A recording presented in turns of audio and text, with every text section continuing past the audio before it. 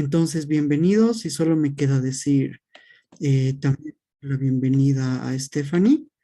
Stephanie, ¿puedes escucharme por ahí? ¿Qué tal, Brian? ¿Se me escucha? Sí, se te escucha. Bienvenida, Stephanie. ¿Cómo están? Muchas gracias por la invitación. Para los que no me conocen, mi nombre es Stephanie Coco. Soy estudiante de pregrado de la carrera de física de la Universidad Mayor San Andrés, como supongo que la mayoría de las personas que están presentes en esta reunión. ¿Se me escucha bien? ¿Se me escucha claro? Sí, súper bien. Ok, súper. Entonces, ¿puedo comenzar? Sí, adelante. Perfecto. Bueno, entonces voy a compartir mi pantalla.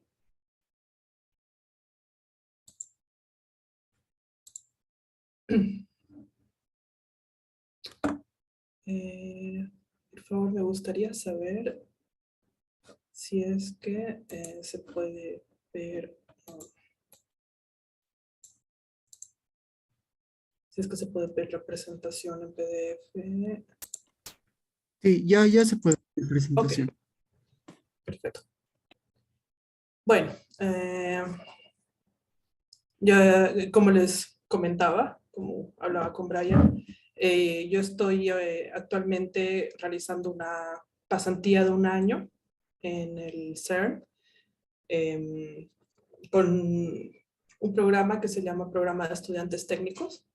En esta charla quiero abordar un poco sobre el trabajo que se hace en este lugar, el tipo de investigación, un poco de su historia, eh, el trabajo que estoy realizando yo y compartir con ustedes las posibilidades y las oportunidades que se tiene como estudiante de pregrado, oportunidades que estarían al alcance de nosotros, ¿no? Para poder llegar a este lugar y para realizar algún trabajo aquí.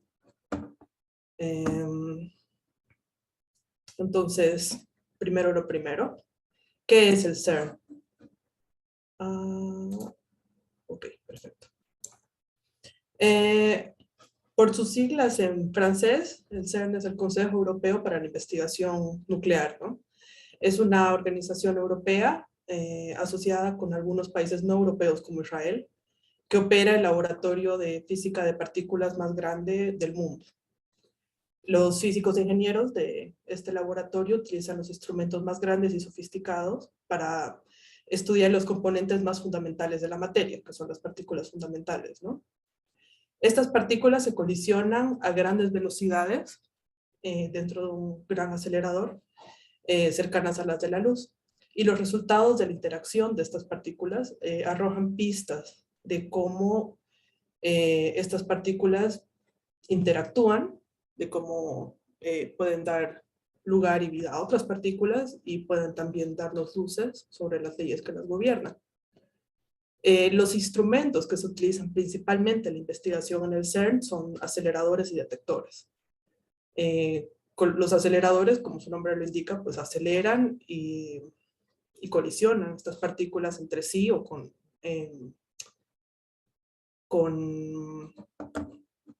blancos fijos, y los instrumentos recogen la información de las colisiones y registran también los datos de estos eventos. Quiero comentar un poco sobre la historia del laboratorio porque es muy interesante, ¿no? Resulta que a finales de la Segunda Guerra Mundial, la ciencia europea ya no, la ciencia europea estoy hablando en realidad específicamente del ámbito de la física nuclear, ¿no? La ciencia europea no era tan relevante a nivel mundial porque recordemos que la física nuclear en la década de los 30 a los 40 fue desarrollada principalmente dentro de los Estados Unidos con objetivos bélicos, ¿no? Luego la aplicación nuclear de la física desarrollada en este país fue utilizada para un fin bélico en el año 45. Entonces, la ciencia nuclear, mejor dicho, el área nuclear en Europa había sido desplazada, ¿no? Y queriendo seguir el ejemplo de otras organizaciones, algunos físicos europeos imaginaron crear un consorcio, o sea, un grupo de investigación europeo para fortalecer los lazos cooperativos entre científicos de Europa y además también para permitir dividir los gastos, ¿no? Para que un solo país no tenga que hacerse cargo de los gastos operativos grandes que implica tener un laboratorio a gran escala. Algunos de estos fueron Raoul Dautry, Pierre Auger y Luc Kowarski en Francia, Leonardo Amaldi en Italia y Niels Bohr en Dinamarca. El físico francés Louis de Broglie, algunos ya lo conocerán si han cursado ya la materia de Física Moderna 1, presentó la primera propuesta oficial para la creación de este laboratorio europeo a gran escala, ¿no? En una conferencia cultural europea que se inauguró en la ciudad francesa de Lausana el 9 de diciembre de 1949. Y otro impulso para la creación de un gran consorcio europeo científico se produjo en la quinta Conferencia General de la UNESCO, celebrada en la ciudad italiana de Florencia en junio de 1950, donde el físico estadounidense y premio Nobel Isidro Rabi presentó una resolución que autoriza a la UNESCO a ayudar y fomentar la formación de laboratorios regionales de investigación para aumentar la colaboración científica internacional. En una reunión intergubernamental en la UNESCO en París, en diciembre del 51, se adoptó la primera resolución relativa a la formación del Consejo Europeo de Investigación Nuclear. Y 11 meses después, 2 meses después, 12 países firmaron el acuerdo para establecer un consejo provisional. Y aquí nace las siglas que dan nombre a esta organización, el CERN. La convención que estableció el CERN fue ratificada el 29 de septiembre del 54 con 12 países del oeste europeo. Ahora se sabe que los países que forman el consorcio son más de 20, ¿no? Incluyendo Israel, que es un país no europeo, por cierto. Y también existen miembros asociados como Pakistán y la India, que son, bueno, países ni siquiera países del continente asiático, ¿no? Durante los primeros años, esto es interesante, durante los 2 primeros años de funcionamiento, el director general del CERN fue Niels Bohr, antes de mudarse a su sitio actual de Ginebra. Y el laboratorio, al nacer, como su nombre lo indica, se dedicó exclusivamente al estudio de la física nuclear, de núcleos atómicos, pero pronto viró un poco hacia el estudio de las altas energías, enfocándose principalmente en las interacciones entre partículas subatómicas.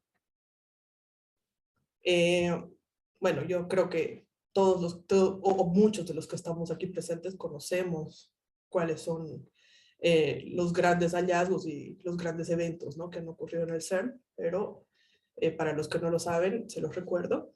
El año 89, el físico británico Tim Berners-Lee inventó la World Wide Web en las instalaciones del CERN. Se dio también el descubrimiento de los bosones W y Z en el año 83. Estos son muy, muy importantes porque son los portadores de la interacción nuclear débil. Son los experimentos UA1 y UA2. En el año 95 se produjo el primer átomo estable de antihidrógeno en el experimento PS210. Y de hecho, esa es una de las funciones actuales del CERN. Es, si no me equivoco, la única fábrica a gran escala de antimateria del mundo, ¿no? A gran escala, pues me refiero a que producen un par de kilos al año, que es de hecho ahorita mucho decir, ¿no?, para el requerimiento energético y monetario que eso implica. El año 2008 se hizo la primera corrida en el Gran Colisionador de Hadrones, o sea, el primer arranque, y eso llevó que en el año 2012, con la primera gran corrida del Gran Colisionador del año 2009 al 2012, se encontrara un bosón con una masa de 125 gigaelectronvolts por sobre ese cuadrado, que es consistente con el predicho por Peter Higgs en el pasado, ¿no? Y a futuro se tiene este gran proyecto que es el arranque del Gran Colisionador de Hadrones de alta luminosidad para el año 2027. Este es un rediseño del actual Gran Colisionador de Hadrones con una luminosidad 10 veces mayor a la luminosidad actual. Esto porque, bueno, mientras mayor energía adquieren las partículas que están siendo aceleradas, se tiene más posibilidad de encontrar otras cosas en el momento de la colisión. Sobre el Gran Colisionador de Hadrones. ¿Qué es el LHC? El Gran Colisionador de Hadrones es ahorita el principal equipo que acarrea los 4 principales experimentos que están siendo llevados a cabo en el CERN, ¿no? Es un acelerador de partículas, el más grande, el más potente del mundo, que consiste, en realidad son 2 anillos. El anillo más grande consiste en 27 kilómetros de imanes superconductores con una serie de estructuras que aceleran las partículas a lo largo de su camino. Dentro del acelerador, las partículas viajan a una velocidad muy cercana a la velocidad de la luz antes de chocar. Los haces de partículas, de protones, en este caso, viajan en direcciones opuestas en un tubo de ultravacío. Bueno, el tubo tiene que estar a un altísimo vacío para evitar que ocurran colisiones de protones con moléculas de aire, por ejemplo, que puedan malograr, ¿no? La colisión más adelante. Se utilizan miles de imanes de diferentes variedades y tamaños para dirigir los rayos dentro del acelerador. Y esto es interesante, las partículas son tan pequeñas que la tarea de hacerlos colisionar entre sí es como disparar 2 agujas que están separadas por 10 kilómetros con tal precisión que esperamos que se choquen en el medio, que hagan colisión en el medio, ¿no? Todos los controles del gran colisionador y sus servicios están alojados bajo un mismo techo, que es el centro de control, y todos los datos que se producen en los 4 centros se tratan en el centro de datos del CERN. Los 4 principales lugares donde se recoge información son el experimento Atlas, el experimento CMS, el experimento ALICE y el experimento LHCb. Este es un mapa que muestra cómo está distribuido el gran colisionador. Es interesante porque podemos ver que el gran colisionador está, de hecho, construido en la frontera entre Francia y Suiza, ocupando la mayor parte de sus estaciones territorio francés. Sin embargo, las oficinas principales, que se llaman el sitio de Merín, están situadas también en Suiza, entonces por eso la divisa que se maneja en las instalaciones del CERN es el franco suizo, y de hecho el seguro de salud y todo está alojado en Suiza. Entonces prácticamente Suiza que maneja, bueno, quien tiene más potestad sobre las decisiones que se toman adentro, pero la mayor parte de la infraestructura está situada en Francia. Aquí podemos ver que, bueno, no son solo 4 puntos donde se recogen datos, hay más, pero los principales puntos de trabajo están marcados con el círculo celeste con líneas segmentadas amarillas. El primero es el punto 1 Atlas, el segundo es el punto 5, experimento CMS, y a los lados tenemos el punto 2 ALICE y el punto 6, que es Personex. Enseguida voy a hablar un poquito más a detalle sobre las instalaciones, justamente es el punto que sigue. Las instalaciones que vemos en esta diapositiva, las que son los principales centros de trabajo están indicadas con una flecha celeste. Estas son instalaciones que están sobre la superficie. Mientras que las que están marcadas con un círculo segmentado sin el relleno celeste son instalaciones que están por debajo de la superficie. El principal sitio de trabajo es que está más hacia abajo de esta imagen que se llama el sitio de Merín, me van a disculpar por mi francés, por favor, que es en realidad donde se encuentra la mayor cantidad de oficinas administrativas y bueno, donde la gente trabaja, la gente que no está encargada de llevar a cabo tareas técnicas, normalmente está sentada aquí en el sitio de Merao, ¿no? Y en el sitio de Previsin tenemos principalmente el centro de control y bueno, otros edificios de los que les voy a estar hablando. El sitio de Previsin. Aquí tenemos algunos edificios notables como son el centro de control que había mencionado, la sala de control del experimento AMS, y el edificio 774, que, bueno, en realidad es una oficina, pero la particularidad que a mí me llamó la atención es que tiene la forma de la letra griega pi, en referencia a la partícula conocida como el mesón pi o el pión, que las personas que hayan asistido a la charla del doctor Subieta probablemente ya conocen, ¿no? Yo personalmente nunca he estado en este lugar, así que no les puedo dar mucho detalle de qué es lo que se realiza aquí. Y por otro lado está el sitio de Merín, que es, bueno, el lugar donde están situados los edificios más importantes, ¿no? Está, bueno, este lugar que está en la salida del CERN, que se llama, como les digo, me disculpa por mi francés, Esplanade des Particules, que es el lugar de recepción, básicamente, ¿no? El Globo de la Innovación, que es una infraestructura de bienvenida que muchos deben conocer porque es muy famosa, la recepción propiamente, la fábrica de antimateria, el centro de procesamiento de datos y los aceleradores LINAC, que son los puntos donde inicia el proceso de colisión de protones, ¿no? Aquí tengo algunas fotos, un collage muy feo de fotografías que me tomé yo en el lugar, todos en el sitio de Merín, excepto el segundo de la fila de arriba, que es dentro del experimento CMS propiamente. Eso que ven atrás, la estructura roja de atrás, es el experimento CMS, es muy grande, tiene el tamaño como de un edificio de 4 pisos, y no es el más grande, ¿no? Así que esa es la magnitud el equipamiento que existe en este lugar para hacer investigación. Algo que es difícil de creer, realmente es una locura.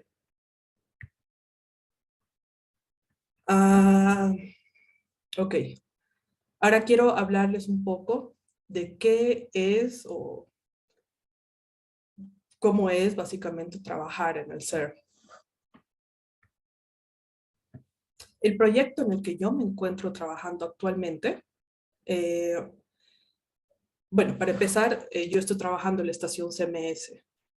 No sé si recuerdan de las 4 estaciones principales que había mencionado al principio. Yo estoy situada en la estación CMS. Por sus siglas es...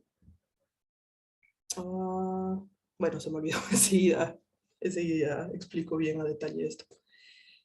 Dentro de las 4 estaciones, lo que se encuentra, la estructura circular esta que vemos aquí, es un arreglo de calorímetros que tiene la finalidad de detectar, de identificar las partículas que se producen en cada colisión. Esta tecnología se llama calorímetros, es una tecnología muy antigua, pero bueno, al hacerla a gran escala, obviamente se puede hacer mucho más poderosa, ¿no? ¿Cómo nosotros identificamos partículas al ser estas colisionadas dentro de un calorímetro? Bueno, para eso tengo esta explicación aquí en la parte superior derecha de la diapositiva, en la cual podemos observar un arreglo de calorímetros, ¿no? Un calorímetro básicamente es un material en el cual una partícula incide y deposita una parte de su energía.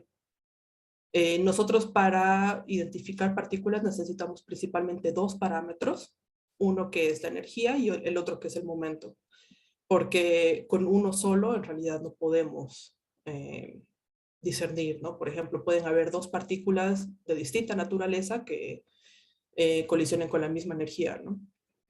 Es imposible de diferenciar una de la otra. Sin embargo, ya conociendo el momentum, con eso sí ya es posible diferenciar la una de la otra.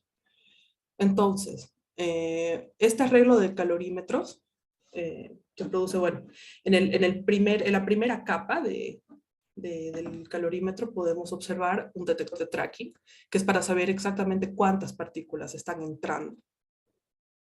La segunda fase consiste en un calorímetro electromagnético que nos va a identificar la parte electromagnética del chubasco de partículas, que son los protones y los electrones. Cuando me refiero a chubasco de partículas, estoy hablando de las partículas secundarias que se producen luego de la colisión de una partícula primaria con otro objetivo, con otro blanco. ¿Okay? Las partículas de la componente electromagnética de la lluvia van a dejar depositada su energía en el calorímetro electromagnético y van a ser destruidas, ¿no? O sea, van a ser detenidas en realidad por este material. La componente hadrónica, que es la componente más pesada, va a atravesar el calorímetro electromagnético y va a ser absorbida por un calorímetro hadrónico. Y la energía de estas partículas va a quedar depositada en el calorímetro hadrónico. Y bueno, los muones son partículas que tienen la capacidad de atravesar todas las capas, ¿no? Hasta llegar a la etapa final, que es un detector de muones. Este es el principio básico de funcionamiento de todas las estaciones de los experimentos del Gran Colisionador de Hadrones. Sin embargo, unas estaciones están más optimizadas para hacer mediciones de cierto tipo de partículas. Por ejemplo, el experimento CMS está optimizado para tener una mejor detección de la componente muónica. Es un mejor detector de muones que, por ejemplo, el experimento Atlas, ¿no? Y tiene esta misma configuración, pero es como vemos en la imagen inferior derecha, en corte. Simplemente tiene esta configuración cilíndrica y las colisiones de partículas ocurren en el medio, ¿no? Como si imaginan un cilindro en coordenadas cilíndricas, es como que el haz de partículas estuviera colisionando sobre el eje Z y bueno, las componentes, los calorímetros están arreglados sobre, o sea, en un cilindro concéntrico en torno a ellos. Ok, ahora esto como una introducción a lo que yo estoy haciendo aquí ahora mismo, ¿no? El proyecto en el que yo estoy trabajando es un proyecto llamado High Granularity Calorimeter. Lo que se está haciendo es hacer un update, una actualización de un equipo que está situado en uno de los extremos de CMS, que tiene que tener ciertas características especiales al momento de que el gran colisionador de hadrones de alta luminosidad sea puesto en marcha el año 2027. Porque ocurre que lo que se busca hacer con el nuevo gran colisionador de hadrones es aumentar la luminosidad en un factor de 10. Y lo que ocurre con la tecnología actual de este calorímetro en el que yo estoy trabajando es que no es tan sensible o mejor dicho, que es muy sensible a la radiación y al pile-up de datos, a la gran acumulación de datos. Entonces lo que se está haciendo es renovar esta tecnología, se está cambiando por una nueva tecnología. Este es el calorímetro actual, el que vemos del lado izquierdo de la pantalla, y el que está del lado derecho se supone que es el nuevo calorímetro por el que va a ser reemplazado. Las principales diferencias es que ahora este calorímetro nuevo va a estar conformado por unos módulos de silicio en forma de hexágonos que van a ser altamente resistentes a la gran acumulación de datos y a la gran cantidad de radiación que va a ser producida cuando el gran colisionador de hadrones de alta luminosidad esté en funcionamiento. Este es un corte transversal del nuevo diseño. Es interesante porque las capas de la componente electromagnética y una parte de la componente hadrónica van a estar conformadas por unos nuevos módulos de silicio. Se eligió el silicio por su alta tolerancia a la radiación. Sin embargo, una parte de la componente hadrónica va a seguir contando con detectores con centelladores, detectores de centelleo, porque son en realidad mejores detectores, pero la electrónica de estos detectores es muy sensible a la radiación. Entonces va a ser un arreglo mixto, técnicamente, ¿no? El nuevo arreglo del calorímetro va a consistir en estas placas, que son llamadas cassettes, donde van a estar situadas los módulos hexagonales de silicio, y estos cassettes van a formar un arreglo, un círculo, y este círculo luego va a formar otro arreglo en placas que al final va a adquirir la forma de un cilindro, como lo podemos ver aquí. Entonces, mi trabajo ahorita, actualmente, es muy absurdo, yo lo sé, pero sí presenta cierta complicación porque todo funciona en papel realmente, ¿no? Sin embargo, no es tan sencillo al momento de llevarlo a la realidad. Se presentan muchísimas complicaciones mecánicas. Una de esas se presenta al momento de maniobrar las fibras que van a transmitir la información. Entonces, en resumen, en pocas palabras, ahora mismo mi proyecto consiste en reacomodar las fibras desde los módulos de silicio hasta la parte exterior, hasta la periferia de este disco, y de este disco hasta la electrónica posterior. Ahora mismo, estos son algunos resultados que yo he obtenido. No sé si pueden verse muy bien, pero lo que hice básicamente fue hacer un mapeo de la ruta de la fibra óptica desde el motor, digamos, desde el lugar donde los datos tienen que ser adquiridos, hasta la periferia del cassette, de la periferia del cassette al conector donde va a ser llevado a la parte posterior del calorímetro. Pero bueno, ya no quiero seguirlos aburriendo con detalles técnicos de mi trabajo porque no los entiendo ni yo a veces. Así que vamos a lo que nos interesa. Las oportunidades de los estudiantes en el CERN. Tristemente, Bolivia claramente no es un país asociado al CERN, no es un miembro del consorcio. Entonces eso presenta muchas limitaciones al momento no sé, o sea, al momento de buscar oportunidades como una persona de nacionalidad boliviana. Pero, sin embargo, existen estas posibilidades y, bueno, ahora mismo las vamos a discutir. Las oportunidades para estudiantes son las que se muestran en este programa, en esta tabla. Yo esta presentación se la voy a dejar a Brian y no sé si Brian pudiera, por favor, distribuirla a todas las personas para que puedan acceder a estos enlaces e investigar bien las posibilidades de cada una, ¿no? Yo ahorita les voy a dar un pantallazo más o menos de qué es lo que, hablando desde mi experiencia, obviamente, ¿no? Yo no soy, como verán, yo no soy ninguna experta en nada, simplemente desde mi experiencia he podido notar más o menos algunos patrones de cómo funcionan las cosas, pero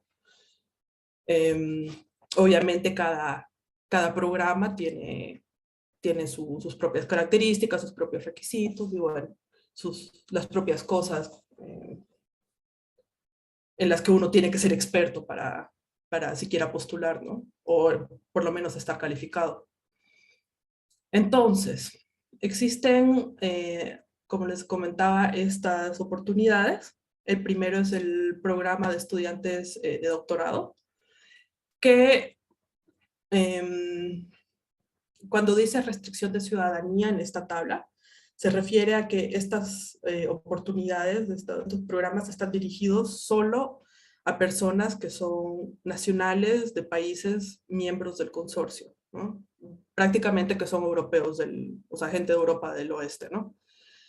Sin embargo, como es mi caso, si alguna de las personas que está viendo esta presentación tuviera o por alguna casualidad pudiese tener acceso a ser ciudadano, ¿no? Si está en trámite de, no sé, un pasaporte de un país que sea miembro del consorcio, también puede estar interesado, ¿no?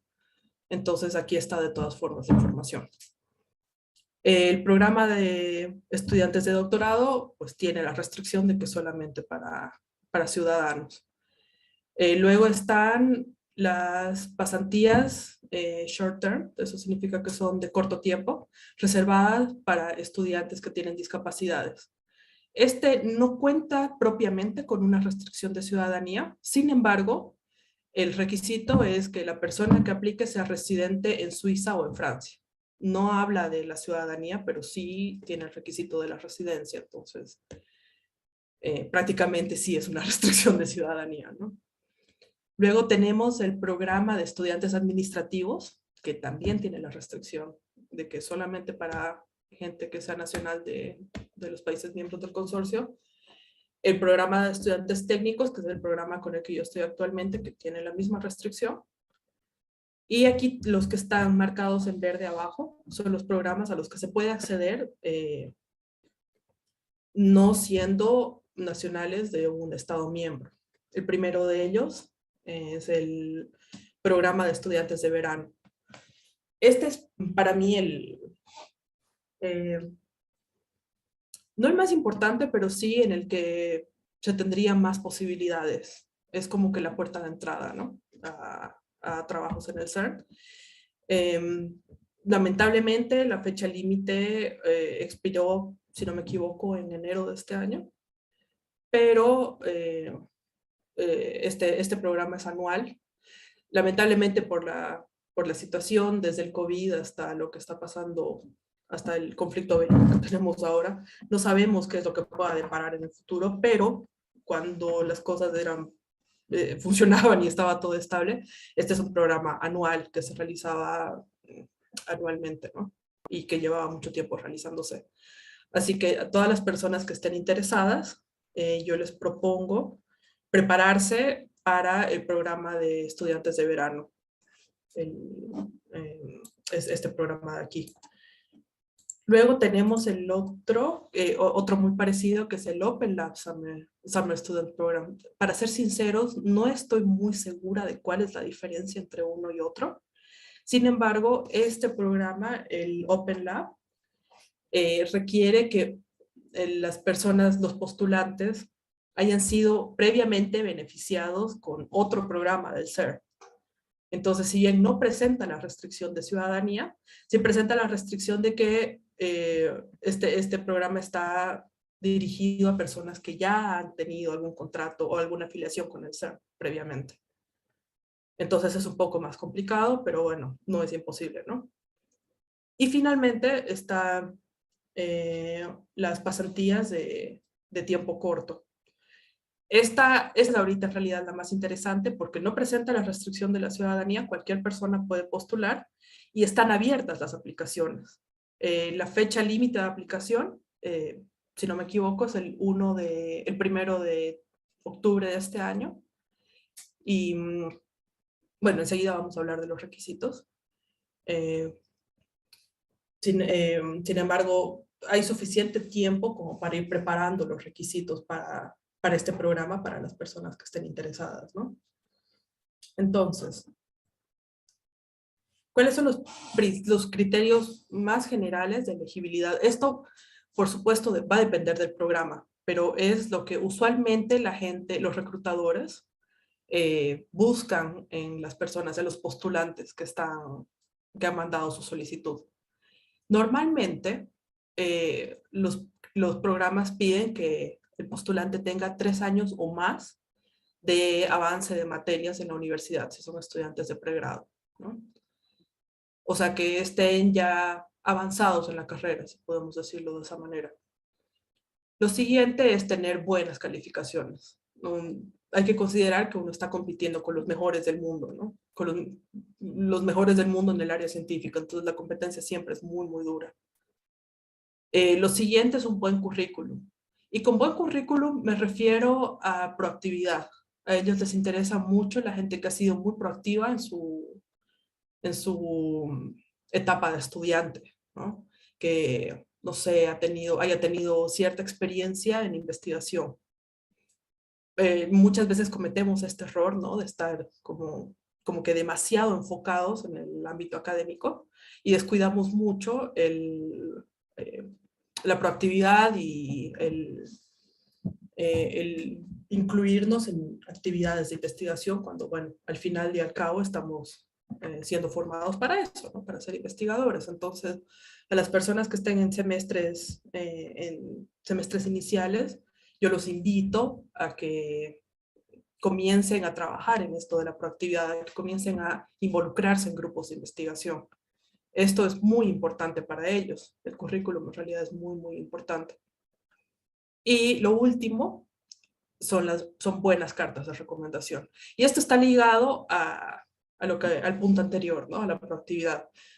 Obviamente es muy difícil conseguir una carta de recomendación de un docente que no nos conoce. Normalmente eh, los estudiantes van a pedir cartas de recomendación a docentes con los que hayan trabajado previamente. Entonces, trabajar un poco la relación con los docentes es importante para conseguir luego una carta de recomendación. Y los requisitos que normalmente se piden, pero obviamente esto también puede depender del programa, como dije anteriormente, ¿no? Es indispensable tener un buen manejo del idioma inglés y es muy conveniente poder manejar, aunque sea a nivel básico, el francés. Sin embargo, el francés no es requisito, el inglés sí. Las dos cartas de recomendación, que son lo que mencioné en el punto anterior, un currículum vitae redactado en inglés o francés. No tienen ellos un formato ni un número mínimo de páginas ni nada. Sin embargo, el formato Europass CV es el recomendado. El récord académico, en nuestro caso no se requiere que el récord esté traducido. El español es uno de los idiomas soportados para la presentación de documentos por el CERN. Y finalmente, una buena carta de motivación. La carta de motivación no es un requisito al momento de postular. Sin embargo, en la página de aplicaciones hay una sección, ¿no? Donde uno tiene que hablar de su motivación. Y esto yo diría que es probablemente lo segundo o primero más importante al momento de realizar la aplicación. Estar claros de por qué por qué el postulante está buscando esta oportunidad, ¿no? Y en cuanto al procedimiento, bueno, también puede variar en función al programa, pero normalmente las aplicaciones se realizan a través de la página web, vía esta plataforma que se llama Smart Recruiter. Luego de subida a la aplicación, en un par de días después, ellos mandan un link en el que se tiene que realizar una entrevista grabada, que en mi caso, por ejemplo, fueron 10 preguntas y tenía un tiempo de 2 minutos por pregunta. Luego de que ellos evalúen la entrevista grabada y la aplicación a través de esta plataforma, es posible que se realice una entrevista por videollamada, en la que el postulante ya va a hablar por videollamada con la persona que sería el supervisor. Todos los estudiantes o sea, los nuevos estudiantes que comienzan a trabajar en el CERN están bajo la supervisión de una persona, ¿no? Por supuesto. Entonces, este tendría que ser como que el primer contacto con el supervisor y es muy importante, ¿no? Y el tiempo de respuesta después de esto puede variar mucho. Yo cuando estaba investigando sobre el programa en el que estoy, la persona del video de YouTube obtuvo su respuesta como en 2 días y en cambio a mí me demoró un buen par de meses, ¿no? Pero bueno, esto es en general como es el procedimiento. Ahora puede variar un poco dependiendo de la situación, ¿no? Y bueno, eso es sobre lo que yo les quería hablar. Les agradezco mucho por su atención y escucho sus preguntas.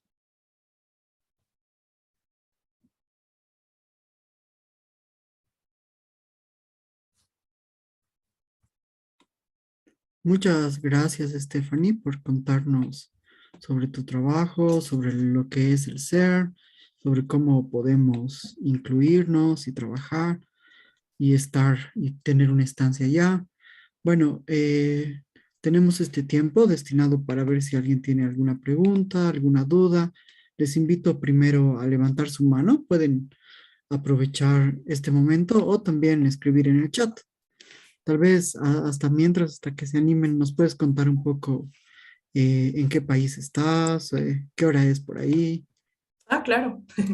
Bueno, yo ahorita estoy en Francia, eh, porque, o sea, en realidad estoy al norte de Francia, ¿no? No en el lugar de Francia donde suelo estar.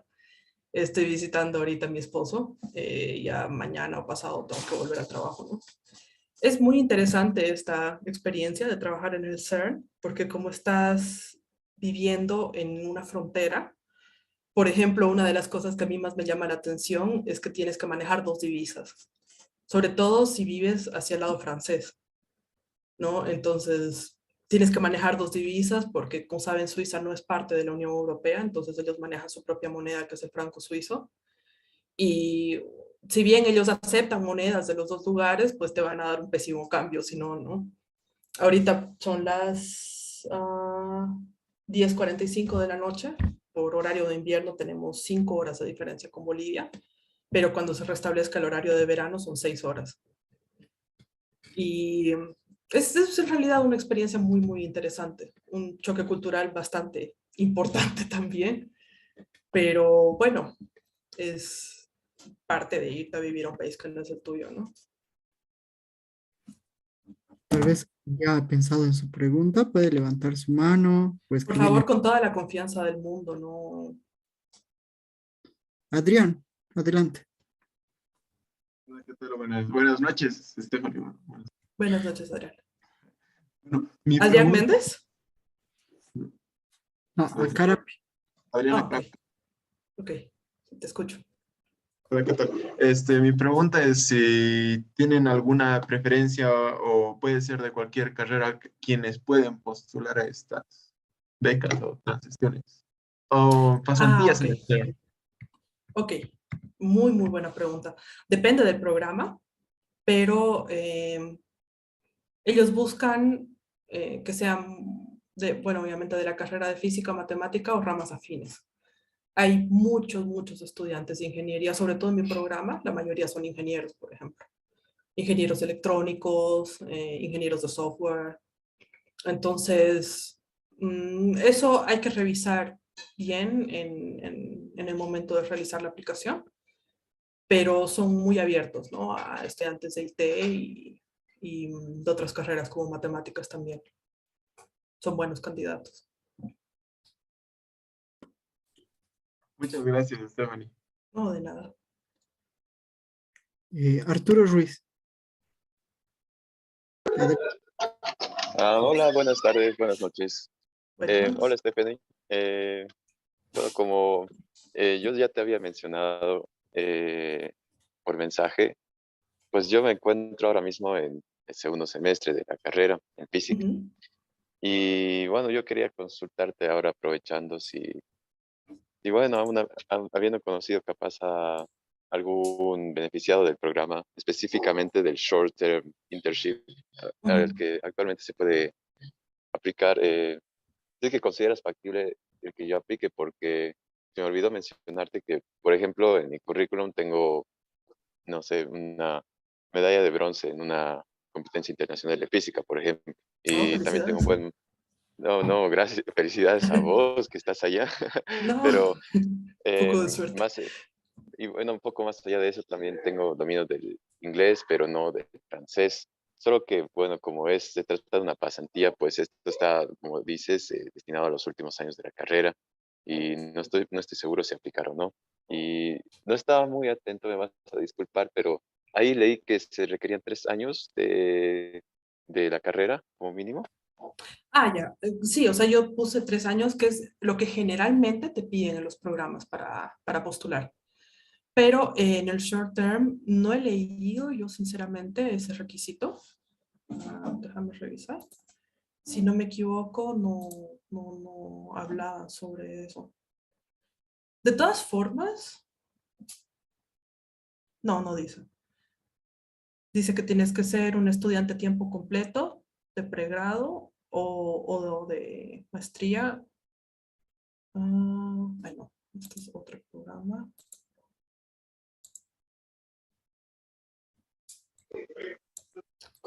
Bueno, no estoy muy segura, pero yo te diría que postules. ¿Sabes? El peor de los escenarios es que te digan que no. Entonces tú postulas nomás, las aplicaciones son gratuitas, eso también es una gran ventaja. Y tu currículum les puede resultar muy interesante, pero a ellos les interesa muchísimo más tus actividades de investigación, qué tan proactivo has sido o estás siendo en la investigación en tu carrera ahora mismo, ¿no? Entonces, con tu background, yo te aconsejo muchísimo comenzar a involucrarte en investigación y mandes tu aplicación, no te preocupes tú por eso. Si no te aceptaran este año, lo que te aconsejaría es volver a postular para el próximo año y también postular al programa de verano. Si bien ellos te piden que estés un poco avanzado en la carrera, realmente la gente del CERN no se va a entrar a la página de física a revisar, ¿no? Cuál es la malla curricular y cuándo es ese tercer año, ¿no? O sea, si te faltan un par de materias, por ejemplo, para completar el tercer año, a ellos no les va a importar, sino que cumplas un mínimo número de créditos en física que son necesarios para que tengas el nivel que ellos te piden, ¿no? Para entender el trabajo que estás realizando. Y con respecto al francés, como les digo, yo no tengo ni idea de francés. Sí me está cobrando un poquito caro eso porque, bueno, fuera del trabajo hay que vivir, ¿no? Y obviamente el idioma oficial es el francés, pero bueno, no es un requisito. Realmente no es un requisito para ellos. Es muy útil que lo tengas, pero no es un requisito. Entonces yo te animo a postular. Ya, perfecto. Muchas gracias, Stephanie. No, de nada. Lo voy a hacer entonces. Sí, hazlo. Antes de dar paso a Milton, voy a leer una de las preguntas que dice, ¿cuánto se considera un buen promedio? Un buen promedio, por ejemplo, mi promedio al momento de postular era alrededor de 74. O sea, no es una cosa así, wow, maravillosa, ¿no? Pero yo diría que arriba de 70, más o menos. Milton, ¿puedes hacer tu pregunta, por favor? Ok, ¿qué tal, Stephanie? ¿Cómo estás? ¿Qué Buenas tal? Mucho noches. gusto. Bueno, yo te comento, te había mandado igual un mensaje por WhatsApp. Sí, Yo sí. yo tengo ya 3 carreras de ingeniería terminadas y he hecho yo estoy participando en un proyecto del MIT para propulsores nucleares y propulsores espaciales. Pero en este caso, no sé si aceptarán en este caso para ir al CERN, pues, que tenga títulos, porque ya me estoy postulando. Estoy igual entrando a francés y todas esas cuestiones, pero no sé si ya lo que tenga título puede hacer aquí la pasantía, digamos. Pues, muchas veces los requisitos, eso también tienes que fijarte, depende mucho del programa, que son principalmente dos programas a los que se podría postular, ¿no? A los que podrían postular las personas que están escuchando, que son el Summer Student y el Short Internship, el Short Term. Ellos te piden normalmente que que estés inscrito en la universidad. No importa si estás haciendo pregrado o maestría, pero mientras estés inscrito en una universidad, tú puedes hacer. Y si tienes carreras previas, no importa. En mi caso, por ejemplo, yo tengo una carrera previa en ingeniería también. Es un plus, de hecho, ¿no? Es un extra. Entonces, sí, te aconsejo fuertemente que postules también al short term. Ok, Stephanie, muchas gracias. De nada. Bueno, voy a continuar leyendo. Dice, buenas tardes y noches. ¿Cuál fue tu motivación para postular al CERN? ¿Y cuál tu reacción al ser aceptada? Es buena esa pregunta. En realidad yo postulé primero al Summer Student Program el año 2020. Fue por recomendación del doctor Martín Subieta. Y fui aceptada, pero ese año se canceló por la pandemia, ¿no? Entonces yo cargaba una frustración desde ese entonces, porque es como, pucha, no sé, haber tenido la oportunidad de hacerlo y que todo se pudra por culpa de la pandemia, ¿no? Y otra persona de la carrera, no sé si está aquí, Adrián Méndez, justamente por eso preguntaba, él publicó un link de este programa de pasantías al que yo postulé en Facebook. Entonces dije, bueno, lo peor que puede pasar es que me digan que no. Así que postulé mal encima. Y, o sea, hice mal la aplicación, me rechazaron, tuve que escribirles para aclararles lo que, o sea, uno para preguntarles, ¿no? ¿Por qué me había rechazado? Y otro para aclararles. Y recién me consideraron después de eso. Y al momento de que me aceptaran, pues no me lo creí. O sea, hasta ahorita yo sigo sin creérmelo, creo. No sé, ha sido una experiencia súper, súper intensa, porque además ha pasado muy poco tiempo. Yo fui aceptada en octubre y ya en febrero tenía que estar aquí trabajando, ¿no? Entonces sí, sí es muy, muy intenso, la verdad. Bueno, en parte ya se ha respondido esta, pero tal vez igual la leo. ¿Cuánto tiempo te demoró desde que decidiste postularte hasta que te aceptaron? Yo me postulé como el 10 de octubre, más o menos. 9, 10 de octubre yo mandé mi aplicación. Y ellos me respondieron el 1 o 2 de diciembre. Pero en la aplicación que yo realicé, ellos me pedían una fecha de inicio. Algunos programas, por ejemplo, el Summer Student, tienen ellos un cronograma. Por ejemplo, este programa, como dice el nombre, se lleva a cabo en los meses de verano aquí en el hemisferio norte.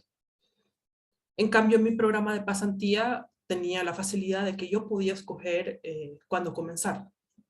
Y yo, como estaba súper alterada y emocionada ese rato, les dije como que no, yo quiero comenzar mañana, ¿no? Entonces, por eso también comencé tan rápido. Pero en mi caso, yo podía escoger. Sin embargo, en otros casos, no. Ellos te dicen, ¿no? Desde ahora comienza el programa. Ahora, con respecto a la respuesta, y eso yo también aconsejo mucho a las personas que estén interesadas en postular estos programas, que vean videos de YouTube de gente que ya ha estado aceptada en los programas que a ustedes les interesan. Es muy, muy, muy interesante la retroalimentación que dan ellos, ¿no? Y en este caso yo vi los videos de un chico que previamente ya había estado en mi programa y a él demoraron en responderle como en 2 días. O sea, le respondieron súper, súper rápido. Así que eso varía un poco. Supongo que a fin de año ellos también tienen más cosas que hacer y por eso demoraron más. En cambio, el de este chico que yo vi en YouTube, su programa, o mejor dicho, su aplicación, él la realizó como en junio o julio, entonces tenía más tiempo, no sé. Pero en mi caso fueron 2 meses que esperé la respuesta. Siguiente. ¿Cuánto fue el presupuesto que invertiste para realizar tu pasantía? Ah, esa pregunta es interesante porque en mi caso, como yo voy a estar bastante tiempo aquí, sí tuve que invertir un poco mucho, porque al momento de quedarte aquí y rentar casas, sobre todo donde yo me estoy quedando, ellos te piden típicamente 1 o 2 meses de alquiler antes de rentar, ¿no?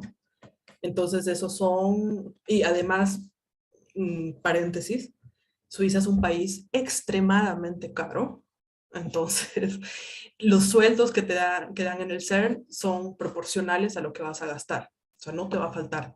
Pero definitivamente el primer mes es muy pesado porque uno se viene con el presupuesto que trae desde Bolivia y tienes que gastar pues lo que se gasta viviendo ahí, que es muy, muy pesado. Realmente el primer mes es una pesadilla, pero bueno, hay que adaptarse, ¿no? Entonces, yo te aconsejo que si llegaras a estar más de 2 meses, más de 3 meses, por ejemplo, en el short term internship, pienses en un presupuesto como entre tu viaje, el viaje, los gastos del viaje ellos los cubren también, pero los devuelven un tiempo después. Entonces, entre el viaje y el alquiler, el alquiler del primer mes, que en realidad son como 2 meses, aproximadamente unos 2.500 euros. más o menos, es lo que tendrías que pensar en ahorrar. Al final ellos van a pagar y bueno, ya se va a poder respirar un poquito más, ¿no? Pero sí, el primer mes es un poquito complicado porque los gastos sí son fuertes. Javier, adelante. Hola Stephanie, ¿cómo estás? Perdón, Te habla Stefan. Javier. Te quería preguntar respecto, no sé si conoces si hay una relación lo que es entre el CERN y lo que es el ITER. No sé si has escuchado hablar de lo que es el ITER, es un proyecto relativamente nuevo sobre lo que es la creación de una central nuclear de fusión nuclear experimental. Ya. Y no sé si las mismas personas o el mismo consorcio que están encargados de lo que es el CERN son los mismos del ITER y tal vez esos requisitos sean los mismos. Esa es mi ¿Dónde es el duda. ITER? ¿Dónde está situado, digamos, geográficamente? Es en Francia. Es un consorcio igual de la Unión Europea, Estados Unidos más, pero la construcción es en el sur de Francia. Ahora no te podría decir en qué parte, pero es Claro, relativamente pero cerca de lo que es el CERN. no sabría decirte la verdad. Es muy probable que tengan cierta relación, pero no tengo idea. Ahí sí que no tengo ¿Me idea. podrías preguntar eso, por favor? Puedo averiguar, tal vez en su página web está, Ok. pero si es dices que es una central de investigación o es una planta,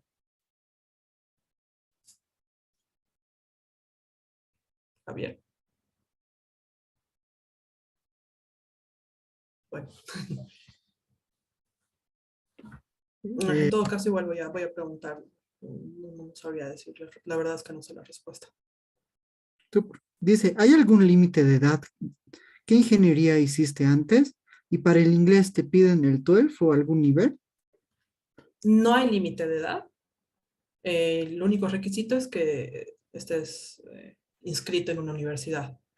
¿Cuál era la segunda pregunta? Está aquí en el chat, ¿no? Eh, Yo hice antes ingeniería mecatrónica en la Católica. Y para el nivel de inglés, ellos no piden ningún examen de inglés. Pero eso es interesante porque al momento de tener la videollamada, ellos se dan cuenta, ¿no? Ahí es una forma. Sin embargo, ellos también consideran eso, que el inglés, como estás trabajando en un lugar europeo, o sea, con gente de Europa, el inglés no es el primer idioma de ninguno de ellos, excepto de los británicos. Entonces, ellos consideran que, bueno, tu inglés probablemente no sea perfecto, ¿no? Pero estoy casi segura que sí es una de las cosas que evalúan, que por lo menos puedas entender y comunicarte a un nivel decente, ¿no? Pero no piden ninguna prueba de inglés. Súper. Dice, buenas tardes y noches. Para allá. Disculpe, Stephanie, ¿el trabajo que realizas en el CERN tiene un sueldo fijo o algo parecido? Saludos. Sí, sí, tiene un sueldo fijo y eso, claro, también depende del programa, ¿no?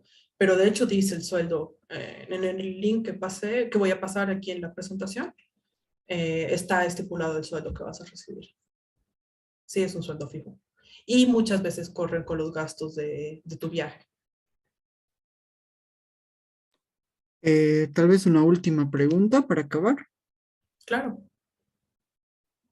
Si gustan, pueden levantar la mano o escribir por el chat.